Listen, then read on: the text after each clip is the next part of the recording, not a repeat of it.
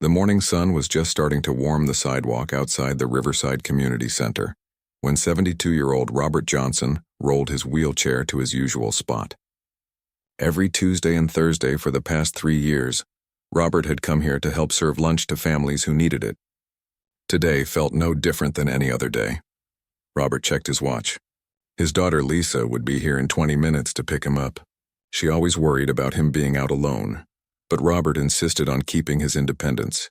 After losing both his legs to diabetes 5 years ago, volunteering at the community center had become his way of staying connected to the world. The old man adjusted his Vietnam veteran's cap and pulled his light jacket tighter around his shoulders.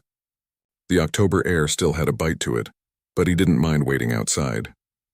Inside the center, the volunteers were cleaning up after serving nearly 200 meals. Robert had spent the morning helping sort donations and talking with the regular visitors. Mrs. Chen had told him about her grandson starting college. Young Tommy Rodriguez had shown him a drawing he made in art class. These small moments meant everything to Robert. After his wife passed away 2 years ago, the community center had become his second home. The staff treated him like family, and the people they served always lit up when they saw him. He had a way of making everyone feel heard and valued.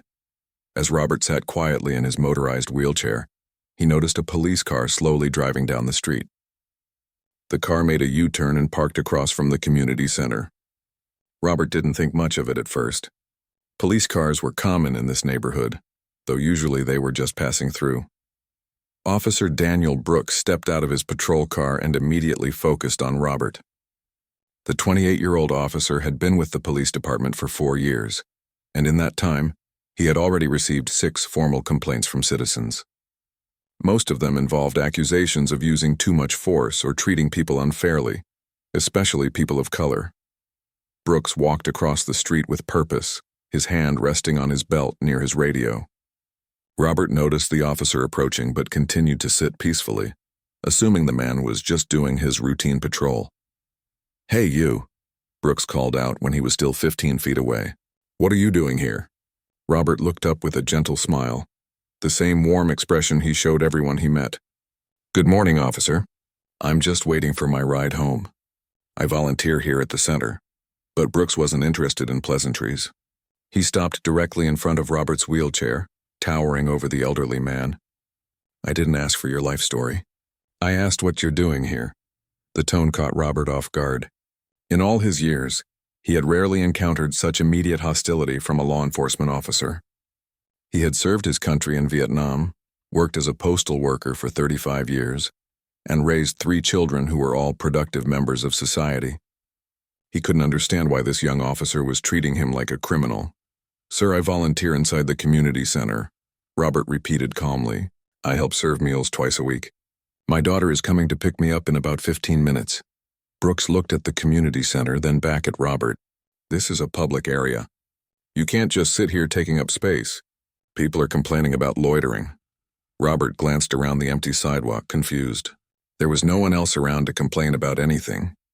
The community center's parking lot had a few cars belonging to staff members, but the street was quiet. It was the middle of a weekday morning in a residential area. "Officer, I'm not causing any trouble," Robert said, maintaining his respectful tone despite feeling increasingly uncomfortable. "I'm just waiting for my ride. I can show you my volunteer identification if that would help." Inside the community center, Maria Santos was cleaning tables near the front window when she noticed the police officer talking to Robert.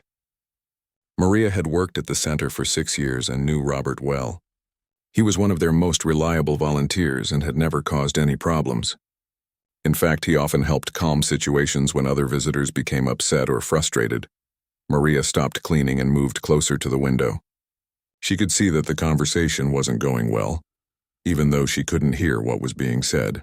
The officer's body language seemed aggressive while Robert appeared to be trying to explain something. "This doesn't look right," Maria whispered to herself. She called over to her supervisor, Carlos Rivera, who was organizing supplies in the back room. "Carlos, come look at this. There's a police officer outside bothering Robert." Carlos hurried to the window just as Officer Brooks stepped even closer to Robert's wheelchair. The supervisor immediately felt concerned. He had known Robert for years and trusted him completely. The elderly veteran had never done anything to warrant police attention. Meanwhile, Robert was growing more worried by the minute. The officer's questions weren't making sense, and his attitude seemed to be getting worse rather than better. Robert had raised 3 children and taught them to always be respectful to police officers, but he was starting to feel afraid. "Officer, I really don't understand what the problem is," Robert said. "I've been coming here twice a week for 3 years. Everyone inside knows me. I'm not bothering anyone." Brooks scanned Robert up and down, taking in his worn jacket, his wheelchair, and his weathered face. The officer seemed to have already made up his mind about something, though Robert couldn't figure out what. "I've had reports of suspicious activity in this area," Brooks said, though he hadn't received any such reports. "People sitting around where they don't belong, making residents uncomfortable." Robert felt his heart rate increase. This was the kind of situation his son David had warned him about. David worked for the FBI and had told his father countless stories about police officers who abuse their power, especially when dealing with elderly people or minorities. "Sir, I promise you I belong here," Robert said. "I can call someone inside to verify that I volunteer here, or I can show you my identification." The mention of identification seemed to trigger something in Brooks. His hand moved to his radio, and he took another step closer to Robert's wheelchair. "So now you're telling me what to do?" Brooks said, his voice rising. "I decide what I need to see, not you." Robert realized the situation was escalating beyond his control.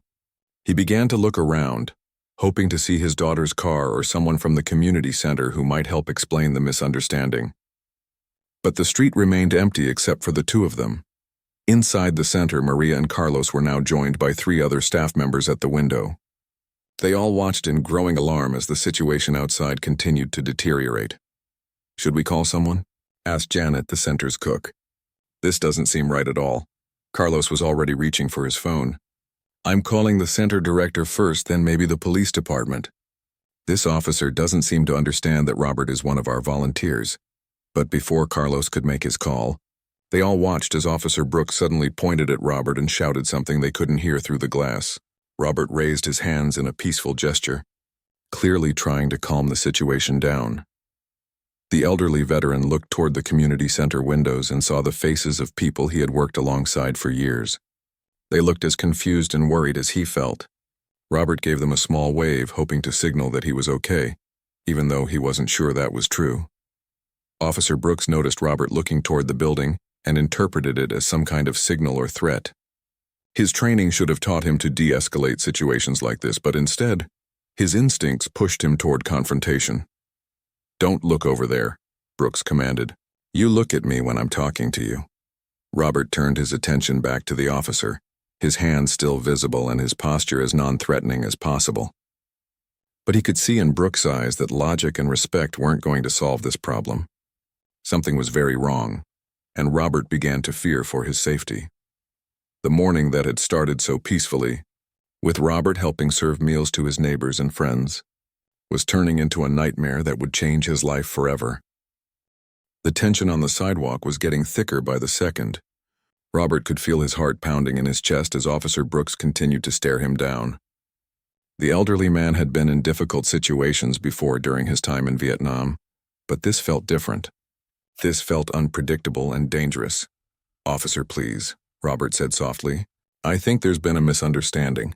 Let me show you my identification card so you can see that I'm a registered volunteer here." Robert slowly began to reach into his jacket pocket where he kept his wallet. The movement was careful and deliberate, the way someone moves when they want to show they're not a threat. His volunteer ID card was right there next to his driver's license and his veteran's medical card. But Officer Brooks saw something completely different. In his mind, the elderly man in the wheelchair wasn't reaching for identification. He was reaching for a weapon. "Gun! He's got a gun!" Brooks shouted, jumping backward and grabbing his taser from his belt. Robert's eyes went wide with shock and terror. No, it's just my wallet. I'm getting my ID." But Brooks wasn't listening anymore. His training kicked in, but not the kind of training that teaches officers to assess situations carefully. Instead, it was the kind of fear-based reaction that had gotten him in trouble before. Inside the community center, Maria gasped as she saw the officer pull out his taser. "Oh my God, Carlos. He's going to hurt Robert." Carlos was already on the phone with 911, trying to explain that there was a police officer outside who was threatening one of their volunteers. But the dispatcher seemed confused about why someone would be calling 911 about a police officer. "Ma'am, if there's already an officer on scene, then the situation is being handled," the dispatcher said. "No, you don't understand," Carlos said frantically. "The officer is the problem. He's threatening an elderly man in a wheelchair who hasn't done anything wrong." Outside, Robert held up both hands, showing they were empty. "Please, officer, look at my hands." "I don't have any weapon." "I'm in a wheelchair." But Brooks was beyond reasoning now. The red dot from his taser was pointed directly at Robert's chest. "Don't move. Don't you move." Robert froze completely, his hands still raised in the air. Tears started forming in his eyes as he realized what was about to happen. He thought about his 3 children, about his late wife, about all the people inside the community center who were probably watching this unfold. "Please," Robert whispered. "I'm a veteran. I served my country. I'm not your enemy." For just a moment, Brooks hesitated. Something in Robert's voice, in his eyes, almost broke through the wall of fear and aggression. But then Brooks remembered all the complaints against him, all the times his supervisors had questioned his judgment. He felt like everyone was always against him, always trying to make him look bad. "I said don't move," Brooks yelled again, and then he pulled the trigger. The electrical current hit Robert like lightning. 50,000 volts coursed through his 72-year-old body, causing every muscle to contract at once. Robert's scream echoed down the quiet street as his body convulsed uncontrollably in his wheelchair. The elderly man tipped forward, nearly falling out of his chair, but his seatbelt caught him at an awkward angle. His arms flailed as the electricity continued to surge through his system.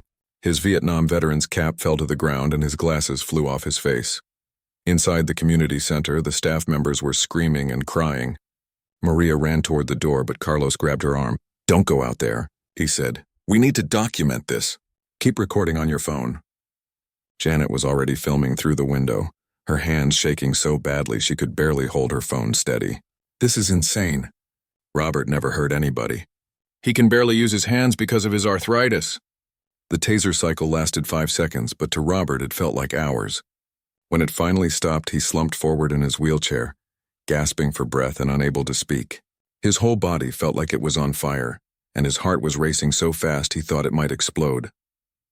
Brooks quickly moved forward and grabbed Robert's arms, pulling them behind the wheelchair.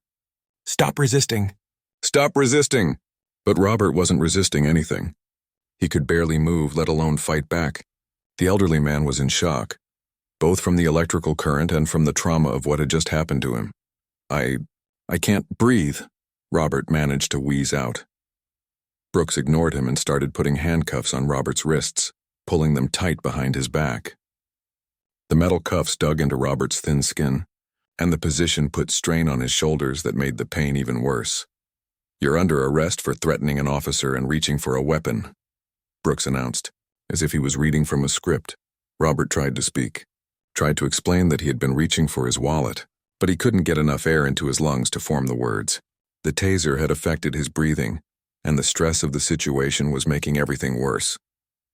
People were starting to come out of their houses now, drawn by the commotion. Mrs. Patterson from across the street stood on her porch with her mouth open in shock. She had known Robert for years and had never seen him do anything more aggressive than help carry groceries. "What's going on?" she called out. "Robert, are you okay?" Brooks spun around and pointed at her.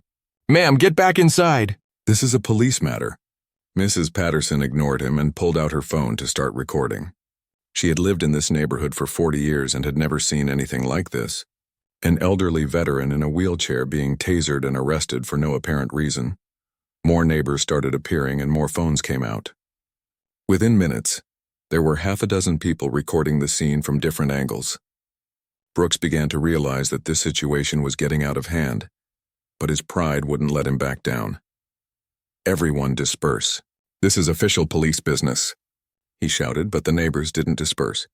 They knew Robert and they knew this was wrong.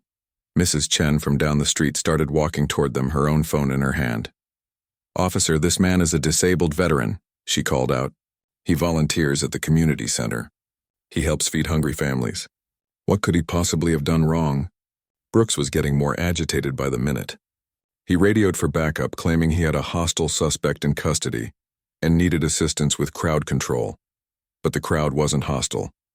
They were just concerned neighbors who were witnessing what appeared to be a serious abuse of power. Robert was still struggling to breathe properly, slumped forward in his wheelchair with his hands cuffed behind his back. His medical alert bracelet was clearly visible on his wrist, showing that he had diabetes and heart problems. The taser had sent his blood sugar levels spiraling, and he was starting to feel dizzy and nauseous. "Please," Robert whispered, though barely anyone could hear him. "I need my medication." Brooks either didn't hear him or chose to ignore him. The officer was too busy trying to control the situation that was rapidly spinning beyond his control. What should have been a simple interaction with an elderly man was turning into a public relations nightmare, and Brooks could feel his career slipping away. Inside the community center, Carlos was still on the phone with 911, but now he was also calling the center's director, the local news stations, and anyone else he could think of who might be able to help. "Robert, this is a complete abuse of power," he told the reporter who answered at Channel 7 News. "And the elderly disabled veteran was just tasered for sitting outside our community center. We have it all on video." As backup police cars started arriving with their sirens wailing, nobody could have predicted that the situation was about to take another dramatic turn. Robert's son David was about to get the phone call that would change everything, and Officer Brooks was about to learn that he had made the biggest mistake of his career. The quiet Tuesday morning in the peaceful neighborhood had become a scene of chaos and injustice, but help was on the way in a form that nobody could have expected. 38-year-old David Johnson was sitting in his office at the FBI field headquarters, reviewing a case file about financial fraud, when his phone rang. The caller ID showed Mrs. Patterson, his father's neighbor. David immediately felt concerned because Mrs. Patterson never called him unless something was seriously wrong. "Mrs. Patterson, is everything okay?" David answered. "David, honey, you need to get down to the community center right now," Mrs. Patterson said, her voice shaking with emotion. "A police officer just tasered your father and arrested him. I'm watching it happen right now, and it's horrible." David felt like the world had stopped spinning. What do you mean, tasered him? Why would anyone arrest Dad?" "I don't know, sweetheart. He was just sitting in his wheelchair waiting for Lisa to pick him up, like he always does. This officer came over and started harassing him for no reason. Then he tasered him and put handcuffs on him. Your dad never even raised his voice." David was already grabbing his FBI credentials and his car keys. As a federal agent with 15 years of experience, he had seen plenty of police misconduct cases, but he never imagined his own father would become a victim. "Is he hurt? Is he conscious?" David asked as he ran toward the elevator. "He's conscious, but barely. He looks like he's having trouble breathing." "David, this is so wrong. Everyone here knows your father. He's the sweetest man in the world. He helps feed families twice a week." David's mind was racing as he reached his car. His father was diabetic, had heart problems, and was on several medications. Being tasered could have serious medical consequences for someone in his condition. "Mrs. Patterson, I need you to keep recording everything you can. Don't let that officer know who you're talking to. I'm on my way, but it's going to take me 20 minutes to get there from downtown." "Don't worry, honey. Half the neighborhood is out here filming this." That officer bit off more than he can chew this time. As David sped through the city streets with his emergency lights flashing, he called his partner at the FBI. Agent Rachel Thompson had worked with David for 5 years and knew all about his family. "Rachel, I need your help. A police officer just assaulted my father, and I'm heading to the scene now. I need you to start making some calls." "Oh my God, David, is Robert okay? What happened?" David quickly explained what Mrs. Patterson had told him while weaving through traffic. Rachel immediately understood the gravity of the situation. This wasn't just a family emergency. It was a potential federal civil rights violation. "I'm calling the Civil Rights Division right now," Rachel said, "and I'll contact the U.S. Attorney's Office. If this officer violated your father's constitutional rights, we're going to nail him to the wall." "Thanks, Rachel. I just need to focus on getting to Dad right now. My head is spinning." David had investigated dozens of police brutality cases during his career with the FBI. He knew the legal system inside and out, and he understood exactly what needed to be done to build a strong case. But knowing that his own father was the victim made everything different. This was personal. As he got closer to the community center, David could see the flashing lights of multiple police cars. His heart sank as he realized how serious the situation had become. What should have been a simple misunderstanding had escalated into a major incident. David parked his car down the street and walked toward the scene, his FBI badge hanging around his neck. He could see his father still sitting in his wheelchair, handcuffed with several police officers standing around. An ambulance had just arrived, but the paramedics were waiting for permission to approach. Officer Brooks was talking animatedly to his supervisor, Sergeant Williams, who had responded to the backup call. Brooks was clearly trying to justify his actions, but even from a distance, David could see that the sergeant looked concerned about what had happened. "Sergeant, this suspect was reaching for a weapon," Brooks was saying. "I had to neutralize the threat. He was being aggressive and non-compliant." Sergeant Williams looked at the elderly man in the wheelchair, then at all the neighbors with their phones out, then back at Brooks. Williams had been a police officer for 22 years, and he had seen enough bad situations to recognize one when it was developing.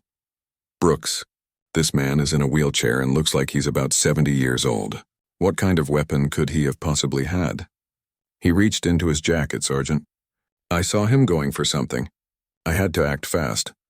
But Sergeant Williams was starting to piece together what had really happened. He could see Robert's wallet lying on the ground next to his wheelchair, along with his veteran's cap and his glasses. It was becoming clear that the elderly man had been reaching for his identification, just like Brooks had asked him to. David approached the group of officers and showed his credentials. "I'm Special Agent David Johnson with the FBI. The man in the wheelchair is my father." The effect was immediate and dramatic. Officer Brooks went pale, and Sergeant Williams straightened up like he had been struck by lightning. Every officer on the scene suddenly realized that this situation had just become exponentially more complicated. "Agent Johnson," Sergeant Williams said carefully. "I'm Sergeant Williams. We're still trying to understand what happened here." David looked at his father, who was slumped forward in his wheelchair, clearly in distress. Robert's eyes met his son's, and David could see the pain and confusion there. It broke his heart to see his proud, dignified father humiliated like this. "The first thing that needs to happen is those handcuffs need to come off my father, and he needs medical attention," David said in a calm but firm voice. "He's diabetic and has heart problems. Being tasered could have serious medical consequences." Officer Brooks started to object. "Sir, this suspect was threatening." "Officer," David interrupted, his voice carrying the authority of 15 years as a federal agent. "My father is a 72-year-old disabled veteran who volunteers at this community center. He has never been arrested for anything in his entire life. I suggest you choose your next words very carefully." Sergeant Williams immediately signaled for the handcuffs to be removed. "Brooks, take the cuffs off now." As the handcuffs came off, Robert nearly fell forward. His wrists were raw and bleeding where the metal had cut into his skin. David gently caught his father's shoulders and helped him sit up straight in his wheelchair. "Dad, are you okay? Can you hear me clearly?" Robert looked up at his son with tears in his eyes. "David, I don't understand what happened. I was just waiting for Lisa. I tried to show him my ID card." David's jaw tightened as he looked around at all the evidence. His father's wallet on the ground, his veteran's cap in the dirt, his broken glasses, the cell phone videos from neighbors. This was going to be an easy case to prosecute. "Don't worry about anything right now. Dad, let's get you checked out by the paramedics first." The paramedics quickly began examining Robert, checking his blood pressure, blood sugar, and heart rate. All of his vital signs were elevated from the stress and the electrical shock. They recommended taking him to the hospital for a full evaluation. "I want to go with him in the ambulance," David told Sergeant Williams. "Of course, Agent Johnson. That's completely understandable." As the paramedics prepared Robert for transport, David pulled out his phone and started making calls. His first call was to his sister Lisa, who was already on her way to pick up their father. His second call was to the FBI's Civil Rights Division. His third call was to a reporter he knew at the local newspaper. Officer Brooks stood off to the side, looking like he wanted to disappear. He was starting to realize that tasering the father of an FBI agent was probably the worst decision he had ever made. Sergeant Williams was already on his radio, calling the police chief to report the incident. David knew that the next few hours would determine whether justice would be served. As an FBI agent, he had the knowledge and resources to make sure this case was handled properly. As a son, He was determined to make sure that what happened to his father never happened to anyone else. The ambulance doors closed with Robert inside, and David climbed in beside him. Through the back window, he could see Officer Brooks talking frantically with his supervisor, probably trying to figure out how to minimize the damage to his career. But David knew it was too late for that. The wheels of justice were already in motion, and they weren't going to stop until everyone involved was held accountable for what had happened to an innocent elderly veteran who was just trying to help his community. The emergency room at Metro General Hospital was buzzing with activity when the ambulance arrived. David stayed close to his father as the medical team quickly wheeled Robert into a treatment room. The elderly man's blood pressure was dangerously high, and his blood sugar levels were all over the place from the stress and trauma. Dr. Patricia Reeves, the attending physician, immediately began examining Robert for injuries from the taser. She found burn marks on his chest where the electrical probes had made contact, and his wrists were badly bruised and cut from the handcuffs. "Mr. Johnson, you're lucky you didn't go into cardiac arrest," Dr. Reeves told Robert gently. "At your age, with your medical conditions, being tasered could have killed you." David felt his anger rising again, but he forced himself to stay calm. As an FBI agent, he knew that emotion could cloud judgment, and this case was too important to mess up with hot-headed decisions. While the doctors worked on stabilizing his father, David stepped into the hallway and began making the calls that would set the wheels of justice in motion. His first call was to Agent Rachel Thompson back at the FBI office. "Rachel, I need you to start putting together a federal civil rights investigation immediately. I want every piece of evidence collected before the local police department has a chance to cover anything up." "Already on it, David. I've contacted the Civil Rights Division, and they're sending a team. I've also reached out to the U.S. Attorney's Office. They want to move fast on this one." David's next call was to his sister Lisa, who had arrived at the community center just as the ambulance was leaving. She was frantic with worry and anger. "David, what the hell happened? Mrs. Patterson told me Dad was tasered by a police officer." "That's insane." "Lisa, I need you to stay calm and help me gather evidence. Can you go to the community center and get copies of any security camera footage they might have? Also, I need you to get contact information for all the neighbors who witnessed what happened." "Already working on it." "Carlos from the community center has been collecting all the cell phone videos from the neighbors. He said at least 6 people recorded the whole thing." That was exactly what David needed to hear. In police misconduct cases, video evidence was crucial. It was hard for officers to claim self-defense when there was clear footage showing an elderly man in a wheelchair being attacked for no reason. David's phone rang again. This time it was Agent Kevin Martinez from the FBI's Civil Rights Division in Washington, D.C. "Agent Johnson, I'm sorry to hear about your father. We're treating this as a priority case. I'm flying out tonight with a full investigation team." "Thank you, Agent Martinez. I appreciate the fast response. From what I understand, we have multiple witnesses and video evidence. That's going to make this case much stronger. Has the local police department made any statements yet?" "Not officially, but I'm sure they're scrambling to figure out how to handle this. The officer who attacked my father has a history of complaints against him." That was another crucial piece of information. David had already started researching Officer Brooks's background and had discovered that he had 6 previous complaints filed against him for excessive force and discriminatory behavior. None of those complaints had resulted in serious discipline, which was typical of how police departments protected bad officers. Back in Robert's hospital room, Dr. Reeves was explaining to the family that Robert would need to stay overnight for observation. The electrical shock from the taser had stressed his heart, and they wanted to monitor him to make sure there were no complications. "Dad, how are you feeling?"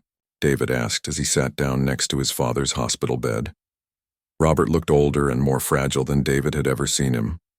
The proud veteran who had raised 3 children and served his community for decades looked broken and confused. "I keep thinking about what I could have done differently," Robert said quietly. "Maybe I should have just stayed inside the community center. Maybe I shouldn't have reached for my wallet." "Dad, stop," David said firmly. "You did absolutely nothing wrong. You were sitting in your wheelchair, waiting for Lisa to pick you up, just like you do every week.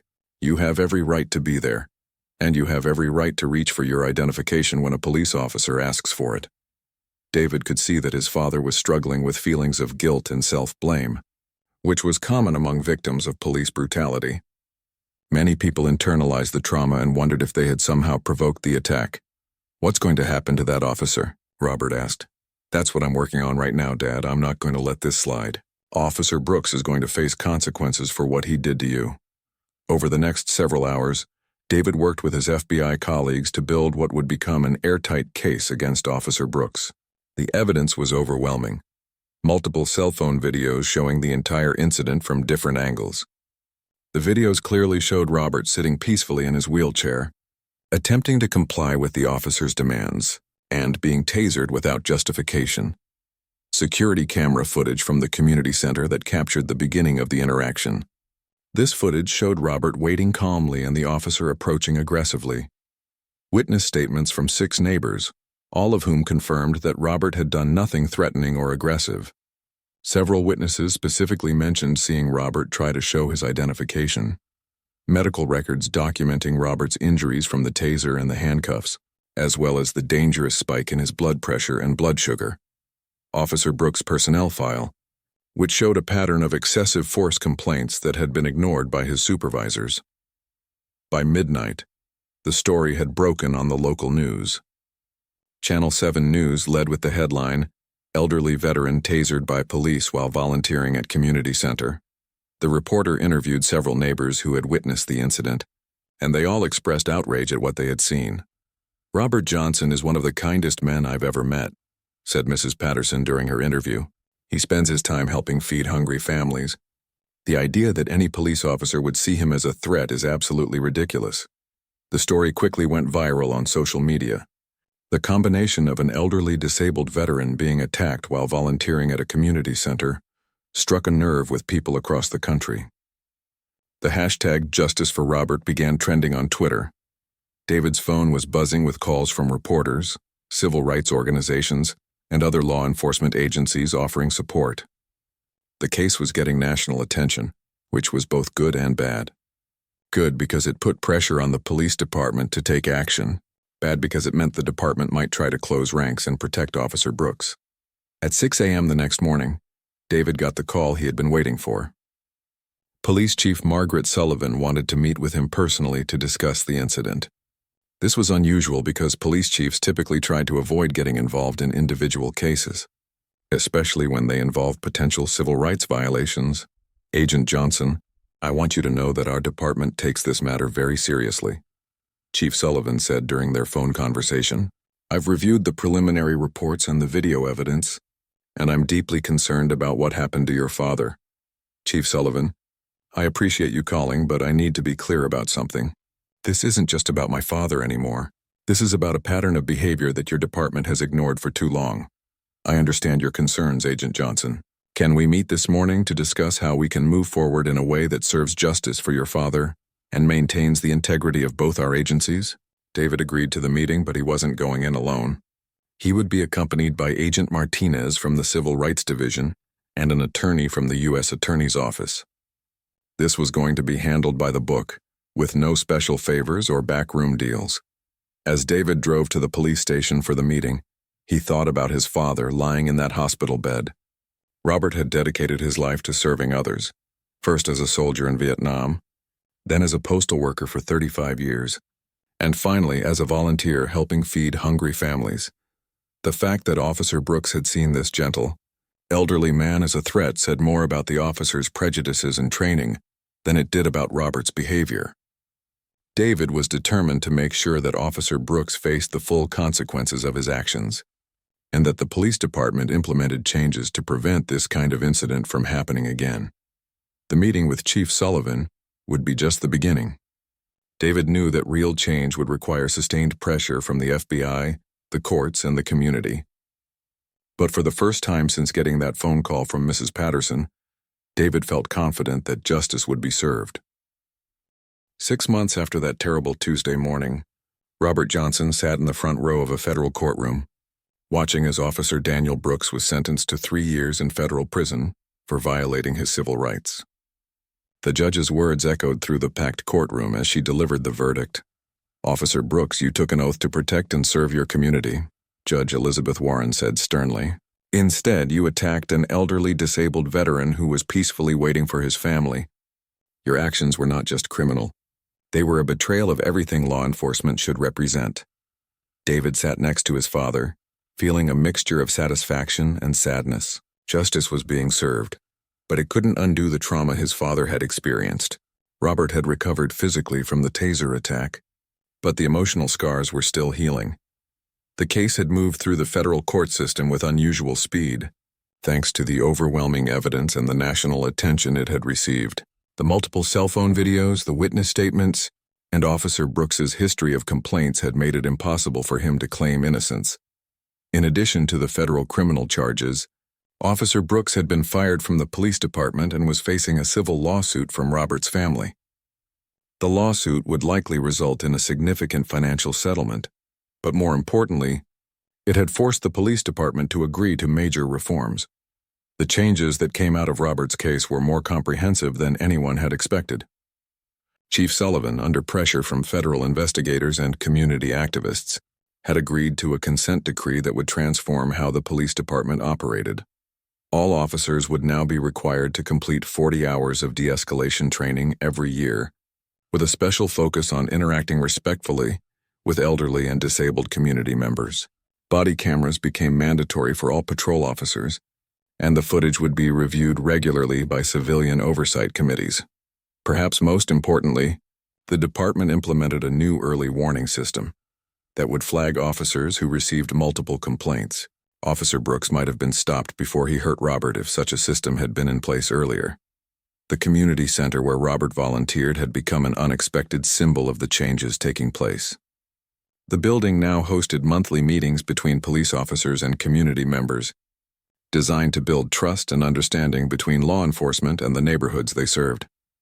Robert had become something of a local celebrity, though he never sought the attention. People approached him regularly to thank him for standing up to police brutality and for inspiring positive change. He always responded with his characteristic humility and grace. "I never wanted to be the face of anything," Robert told a reporter from the Washington Post. "I just wanted to help serve lunch to families who needed it. But if what happened to me can prevent it from happening to someone else, then maybe some good came from all of this." The story had indeed prevented similar incidents from occurring. Police departments across the country had used Robert's case as a training example, showing officers what not to do when interacting with community members. The viral videos had been viewed millions of times and had sparked important conversations about police reform. David had taken a leave of absence from the FBI to focus on his father's recovery and to work with civil rights organizations on police reform initiatives. He discovered that he had a talent for building bridges between law enforcement and communities, using his experience as both an FBI agent and the son of a victim. "My father taught me that real strength comes from helping others, not from hurting them," David said during a speech at a police academy graduation. "Every time you put on that uniform, you have the choice to be someone who protects and serves, or someone who intimidates and harms. I hope you'll choose to be the kind of officer my father deserved to meet that day." The reforms implemented in response to Robert's case had measurable results. Complaints against police officers in the city dropped by 60% in the year following the incident. More importantly, community trust in law enforcement began to improve as officers started treating residents with more respect and dignity. Robert returned to volunteering at the community center after taking a few months to recover. The staff and the families they served welcomed him back with tears of joy and gratitude. He continued to help serve meals twice a week, just as he had before the incident. But there was something different about Robert now. He had become more vocal about social justice issues and had started speaking at schools and community events about the importance of treating everyone with respect, regardless of their age, race, or circumstances. "What happened to me was wrong," Robert would tell audiences, "but I don't want anyone to think that all police officers are bad people. Most of them are good people trying to do a difficult job. The problem is when departments don't hold the bad officers accountable. That's when innocent people get hurt." Robert's message of reconciliation and reform resonated with people across the political spectrum. He received letters from police officers thanking him for his balanced approach to the issue, and from community activists who appreciated his commitment to positive change. The financial settlement from the civil lawsuit allowed Robert to establish a scholarship fund for young people who wanted to pursue careers in social work or community service. He named it the Second Chances Scholarship, reflecting his belief that everyone deserves an opportunity to make a positive difference in the world. Lisa and David were amazed by their father's resilience and his ability to turn a traumatic experience into something positive for his community. Robert had always been a source of strength for his family, but watching him advocate for justice while maintaining his dignity and compassion had given them a new level of respect for him. On the first anniversary of the incident, the community center held a special ceremony to honor Robert and to celebrate the positive changes that had resulted from his case. The event was attended by police officers, community leaders, and families who had been served by the center's programs. Chief Sullivan was among the speakers at the ceremony. She had undergone her own transformation during the year of reforms, evolving from a defensive administrator to a genuine advocate for community policing. Robert Johnson showed us what real courage looks like, Chief Sullivan said. He could have been bitter and angry after what happened to him. Instead, he chose to work with us to make things better for everyone. Our department is stronger today because of his leadership and forgiveness. Robert was the final speaker at the ceremony. He rolled his wheelchair to the podium slowly, still using the same motorized chair he had been sitting in when Officer Brooks attacked him. The crowd of more than 200 people fell silent as he began to speak. "A year ago, I thought my story was ending," Robert said, his voice clear and strong. "I was just an old man in a wheelchair who wanted to help serve lunch to his neighbors. But sometimes life has different plans for us." He paused and looked around the room, making eye contact with police officers, community members, and his own family. "What I learned is that one person's courage can inspire change in an entire community.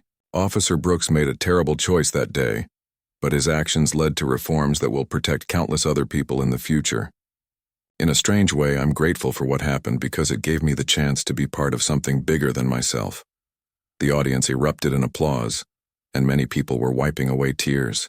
Robert had not only survived his ordeal, he had transformed it into a force for positive change that would benefit his community for years to come. As the ceremony ended and people began to leave, Robert remained at the front of the room, surrounded by well-wishers and supporters. David watched his father interact with each person individually, offering encouragement and expressing gratitude for their support. That evening, as the family gathered for dinner at Robert's house, they reflected on the incredible journey they had all been through. What had started as the worst day of their lives had evolved into a powerful example of how ordinary people can create extraordinary change when they refuse to accept injustice. Robert Johnson's legacy would not be defined by the day he was attacked by a police officer. Instead, it would be remembered as the story of how one elderly veteran's courage and dignity inspired an entire community to become better, safer, and more just for everyone who called it home.